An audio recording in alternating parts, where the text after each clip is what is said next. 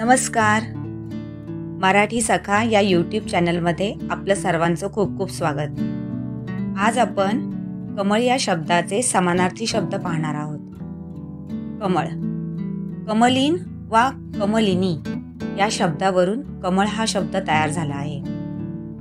याच कमळ शब्दाचे आता आपण समानार्थी शब्द पाहूया. पहिला शब्द आहे पंकज. पंक म्हणजे चिखल आणि ज म्हणजे जन्मणारे, यावरून चिखलात जन्मणारे म्हणून पंकज. दुसरा शब्द आहे अंबुज. अंबू म्हणजे पाणी, जे पाण्यात जन्मते ते अंबुज म्हणजेच कमळ.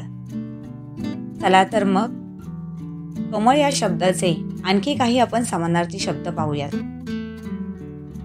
पद्म, अंबुज, पंकज, कुमुद, अब्ज, नीरज, नलिनी, उत्पल, अंबोज, कंज, अरविंद, राजीव कितीतरी असे समानार्थी शब्द आहेत.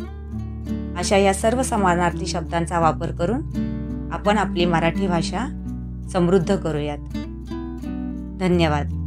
पुन्हा भेटूया आपल्या मराठी सखा या यूट्यूब चॅनलमध्ये. नमस्कार.